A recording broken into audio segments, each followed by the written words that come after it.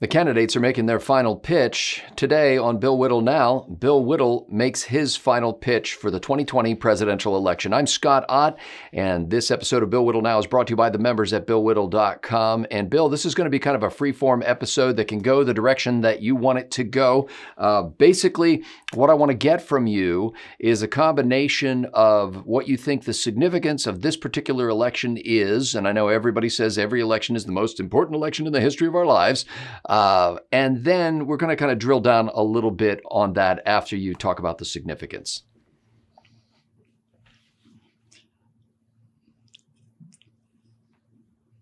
Everything that America stands for traditionally is at stake in this election.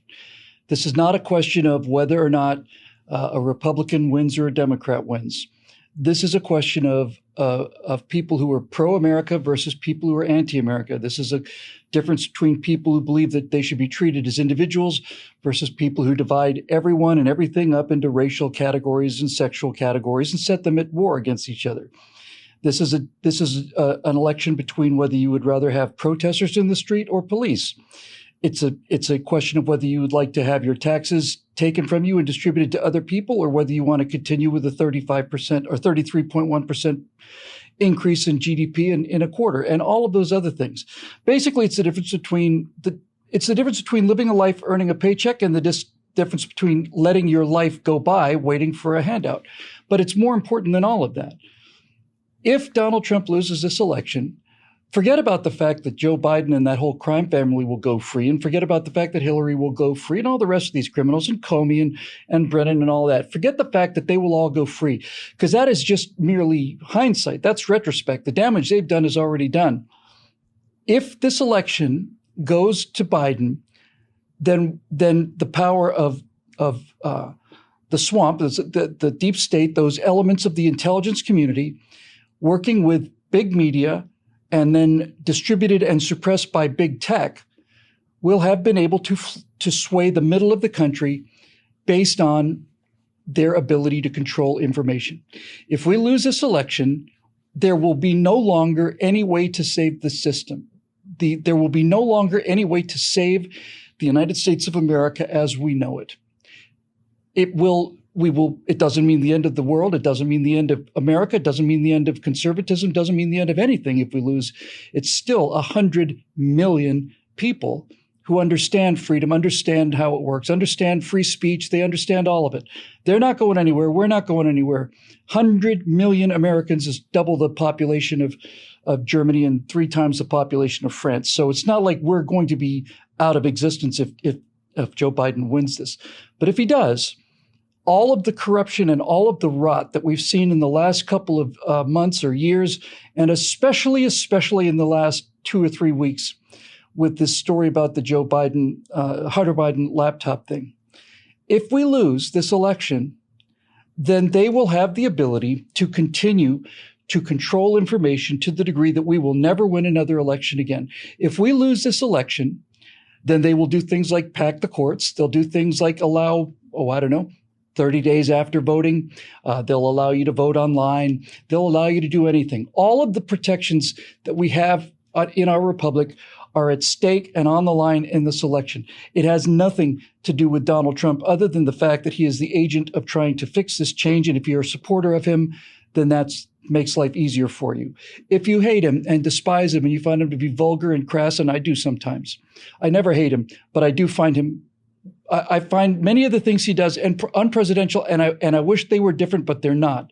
But whatever you may think about him, if you don't have a high opinion of him, the bottom line is he is fighting for this country. He is, in fact, going to war with big media. He got elected because he went to war with big media. He is fighting against big tech. If Donald Trump is reelected, then I think the only thing that I want to see out of the second term, and I put this above the immigration, I put it above China, I put it above all. The only thing that matters in the next election is that big tech companies are broken up and that the electoral process is restored to something that people can have faith in, which means a paper ballot that you drop in a slot, numbers of voting places, expanding the number of legal polling places, and then for the foreseeable future, dipping your finger in indelible ink, just like any other third world country, because that's what our election system has become. If Donald Trump is reelected, we have a chance to break up big tech, which doesn't mean that everything goes Republican or conservative after that. It just means that people get a chance to hear the actual news and make up their own minds. I don't want people to be put in an echo chamber. I just want fair distribution of information. I certainly don't want information squashed. The Hunter Biden email situation is precisely analogous to this. This is exactly the same thing as you calling your friend or your uncle or whatever and saying, hey, did you hear about that thing with the clicker? And your phone goes off because the phone company has decided that it doesn't want you to know that.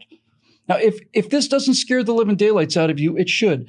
And if you have any respect for the rule of law, if you have any respect for the idea that the president appoints the Supreme Court justices, and if it doesn't go the way the liberals want to, then they will simply break the rules and change the rules, then I don't know what to say to you. You have a choice to decide between whether you want rioters on the streets or police. That doesn't mean that there's not a way to improve the police force. I think all bad cops should be thrown out. There are legitimate problems with this. But if you believe that the government's job is to protect rioters as they burn down the life work that you've put into your property, then you need to vote for Joe Biden. Now, Bill, it'll come as no surprise to you that the characterization you made of what I wrote down as 4 major things that you said, the idea that there are some people who are anti-American, the idea that there are people who prefer protesters to police in the streets, the idea that there are people who prefer to send more money to the government rather than keep their own money, and that there are people who prefer a handout to a paycheck. My guess is that the vast majority of Democrats who are going to support Joe Biden would say that all of those things are inaccurate. We don't believe we're anti-American. We believe that America has a moral obligation to live up to its responsibilities on the world stage, and that America is not perfect. We've made mistakes in the past. We don't prefer protesters to police in the streets, but we don't want police behaving like thugs in the streets. That's not true. And finally, well, let's deal with them one at a time, okay? Let's deal with them one at a time. I just want to do over them. We can take one at a time, but we don't prefer a handout to a paycheck, but we want to be compensated fairly for the work that we do, and we want big companies that make a lot of money to pay their fair share of taxes. What I'm suggesting here, Bill, is that the way you characterize things makes it sound like that's what Democrats actually believe. But if you asked a Democrat, they would say, well, that's not what we believe at all. Well, I would ask a Democrat then, do you think that Facebook, Twitter, and Google have the right to suppress the linking of stories that they find to be detrimental to them for whatever reason? Do you think that a tech company do you think that the phone company has the right to cut off your phone call in mid-call because they disagree with what you're saying? If you call your uncle and you have a conversation with him and you say something that the owner of the telephone company doesn't like, and he breaks that phone call off, do you think that's an appropriate thing for America? Because that is what is happening, and it's happening on your side of the aisle. This is not a two-way street. This isn't both sides doing it. Big tech is breaking phone calls in the middle of a call, breaking the ability for people to communicate with each other and determining who gets to see what based on their own personal political opinions. And if you're okay with that, then you're okay with the fact that, well, what happens if somebody comes along who doesn't share your political opinions? If you approve of that kind of censorship and you think that's okay because you think the story is nonsense, why do you think, let's take specifics. It's so much easier. If you actually believe that it's okay for Twitter and Google and the rest to block access to that story and to delete and Facebook pages and tweets linking to a story because you're convinced that the story is false, then how do you know that the story is false? You're a victim of the same information flow anyway. If the story is false, then it should be easy to prove that the story is false. If the story is false, it should fall apart under scrutiny, the way that the impeachment charges did. So if you are in favor of allowing some guy who looks like Trevor bin Laden to determine what you get to know and not know and physically prevents you from going to websites that he personally disagrees with. If you're in favor of this, then you are in favor of state-owned newspapers, state-owned media that trumpet the party line, and that is your party. And that's on you. That's not on us. It's not on me. That's on you. If you really are in favor of that, then that is on you. And if you are in favor of a political party that basically says defund the police, then you've made a decision. And if you think that people rioting in the streets and burning down buildings, as happened in my city and in Portland and in Seattle, if you think that that is the same thing as civil protest, then you've got a serious problem. A serious problem. But Joe Biden doesn't say any of those things. He doesn't say defund the police. He said, in fact, he wants to send more funding to the police for particular purposes that aren't being fulfilled right now. He doesn't say that he wants to have more protesters in the streets. He, in fact, says that if you break into somebody's store, you're breaking the law and you should be punished for breaking the law. So the way you're characterizing what Biden is saying does not square with what Biden actually says. Okay, well, then let's talk about energy. The United States withdrew from the Paris Peace Accord, which, if you didn't know, was not binding. It was just basically they sent a letter essentially to every country in the world and said, what would you be willing to do? And China said, this is the climate accords. Yes. China says, well, we'd be willing to cut emissions by, I don't know, let's say 10% by 2035. It's not binding. It's not scientific. It's got nothing to do with that. But the only country that has exceeded the carbon reductions of the Paris climate accord is the United States. And the reason the United States has been able to reduce its carbon output more than any other country in the world is because we are now burning the cleanest form of energy available to us, which is natural gas. If you think that windmills and solar cells can power this country, you need to do a little research. It's 3 or 4%, 10% top end of the total energy need of this country. And so now you have to ask yourself, are you agreeing with this Green New Deal that Kamala Harris basically put into place, that Kamala Harris co-sponsored, that Joe Biden has said he doesn't support, but which his vice president does. And since Joe Biden's not going to last his first term, then that's going to be part of the deal. And then you're going to get $8 gasoline. And you're going to get all the rest of it. Is that something you're in favor of? Really? Is that really what you're in favor of? Because if you are, you're not paying attention. The biggest solar energy installation in the country and maybe in the world are these 3 gigantic solar towers that are outside of Las Vegas. From an airplane, you can see them from 120 miles away. And they are practically bankrupt and have already had to take support from the government because their electrical costs are something like 2 or 3 times what the electricity coming from Hoover Dam costs. Bill, how much of your final argument is really premised upon the presumption that Kamala Harris will, at the very least, be the very strong Dick Cheney-like character behind the throne? At the most, that Joe Biden will not be able to fill out his first term and will wind up with a president, Kamala Harris? Well, first of all, you have to ask yourself why Joe Biden selected Kamala Harris, knowing that she was one of the authors of the Green New Deal, knowing that she has the most liberal voting record in the Senate. She is to the left of Bernie Sanders. So your first question has to be, well, if Joe is so on top of things, why did he select her in the first place? To placate the progressives and keep them on board instead of having them bolt and vote for the Green Party. So in other words, he's lying to the progressives. No, he's doing the same thing that presidential candidates do all the time. They try to fill out the ticket by satisfying some part of the base that's not satisfied by them. Okay, so if you're saying that, no, Joe really is a big, strong energy guy and he's not going to limit fracking at all, he's just basically brought Kamala Harris on so that he could lie to the progressive wing and give them the sense that this is what they're going to get. Is that what you're saying?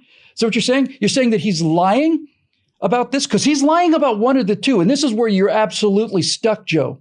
You're either in favor of fracking or you're not. You're either in favor of the Green New Deal or you're not. Now, you picked a vice president who is not only in favor of it, but is essentially the author of it. So you're either lying to your progressive base or you're lying to the rest of the country, but you're lying to somebody. And it could be seen as the same way that Donald Trump chose Mike Pence because he was a little shaky among people who thought morality was important in the office. So they pick a pillar of rectitude to be his vice president. Absolutely fallacious argument. Fallacious on its face. Mike Pence and Donald Trump agree on anything. There's nothing that Donald Trump has proposed as a policy for his administration that Mike Pence disagrees with. It is the most fallacious argument you could make. It is an absolutely ridiculous comparison, and you know it. They are absolutely in agreement in terms of their policies. And furthermore, the things that they say they want to do are the things that they do because they're the things that the American people want them to do. Joe Biden and Kamala Harris are both lying to the American people, but Biden is especially lying because he's trying to have it both ways. But Pence isn't driving the agenda, as you're suggesting that Harris would. What? I said Pence is not driving the agenda of the Trump administration as you're suggesting that Harris would drive the Biden administration. No, I'm not saying that agenda. driving the agenda, Scott. I'm saying that Pence is a member. Pence's agenda is virtually identical. In fact, I don't know of any discrepancy between Pence's agenda and Trump's agenda. If something happens to Trump, the people who voted for Trump get Pence and they get the same policies, and that's what we want in a vice president. And we know that Joe Biden is on the side of Kamala Harris because he said, I'm against fracking many, many, many, many more times than he ever said he was for it. And the only time he said he was for it was when he was talking to energy voters in Pennsylvania. So you have to ask yourself something about the motives of a man, something about the morals of a man who would do this. And you have to ask yourself, too, something about the morals of a man who would have these kind of dealings with all of these agencies. How many times has Joe Biden said on camera, it's not my assertion, how many times has Joe Biden said, no, China's a friend. No, when China does great, that's great. China eating our lunch, that's wonderful. All you have to do is look at the commercials that Donald Trump is running of Joe Biden speaking, and you get Joe Biden's position. So if you are in favor of having private individuals control monopolies and turn off your power if they don't agree with you, if you think that's great, and if you think that the government's job is to protect people as they burn down other people's buildings, because that's what's happening in Seattle and Portland and Los Angeles, all of which are run by Democrats. They're not run by Republicans. None of them are run by Republicans. And if you think that murdering 8,000 black people is cool a year, then you should continue to vote for the Democrats, because every single one of those murders, virtually without exception, occurs in cities run by Democrats and have been run by Democrats for 60, 70, 80, 90, 100, 110 years, 130 years in the case of Atlanta. Every single city that is in the top murder list is run by Democrats and has been for half a century. So you don't get to sit there and talk about how much better people you are, if that's your argument, that Joe is a better guy and that I'm a better guy because Republicans are racist. It's Democrats who are murdering black people at the rate of 8,000 a year. And it's also Democrats that are telling black people, if you disagree with me, meaning the Democratic Party, then you ain't black. How would you like to be told that? Huh? How would you like to have some white chick tell you, as you've grown up in the ghetto and had to deal with all of this stuff your whole life? How would you like to have some old white guy tell you that if you disagree with the Democratic position, then you're not really black?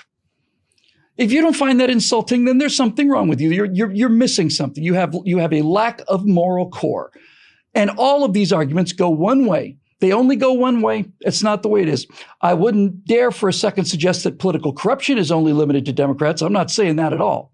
What I'm saying is if you have a news media that is dedicated to stifling any investigation of Democratic corruption, not only not investigating it, but stifling it, then that is going to guarantee more corruption, because power corrupts and absolute power corrupts absolutely. And I'm pretty sure it was either you or Klavan who said that the power of the news media to protect Democrats is it's like the ring of power. They put it on and they're invisible. And when you're invisible, you can get away with all kinds of things. I don't want a Republican and a conservative news media. I want a fair news media, because conservatives and Republicans are as easily lured into corruption as anybody else. But if you've got a system that works one way, if the entire information flow, investigative flow, intelligence agency flow is a one-way stop valve, you may think that's great because it's favoring your policies, but your policies are based on lies. And you have to believe that because you don't have any idea what real information is, because you've already said you're in favor of censoring information.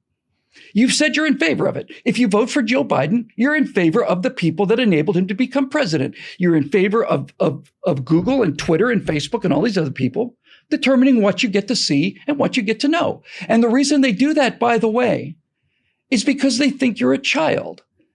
They think you're a child. They think that you cannot function without being told what to do and what to think. And they're depending on you to continue to vote to keep them in office. So if you actually feel that Joe Biden is the candidate of either change or openness or fairness, you're wrong. You don't have to like Donald Trump. You don't have to. But what you might want to pay attention to if you're a Democrat is you might want to pay attention to actual facts. You're going to have to dig for them, of course, because they're being withheld from you, but they are there and they're available. You're going to have to look at the fact that Donald Trump provided more economic growth for Black people than anyone else in the history of this country. Blacks benefited economically greater under 4 years of Donald Trump, far greater, 3 or 4 times greater under 4 years of Donald Trump than they did under 8 years of Obama. Now, if you would rather have a Black president and poor Black people doing worse versus having a white president you don't like and Black people doing better, then you're the racist. You're the racist. You're the one who would rather feel comfortable about who you voted for, who's damaging Black America, rather than a guy you don't like who's helping them. And what does that make you? What does that turn you into? With just hours to go before the clock runs out in regulation time during this election season and we go into quadruple overtime, I want to say a special thank you to the members of BillWhittle.com who have funded hundreds of programs this year to help us get a message out across the country and around the world. We could not do it without you. If you've not yet joined that liberty-loving team, go to BillWhittle.com and click that big green Become a Member button. For Bill Whittle, I'm Scott Ott. Thanks for watching. Vote as if your life depended on it.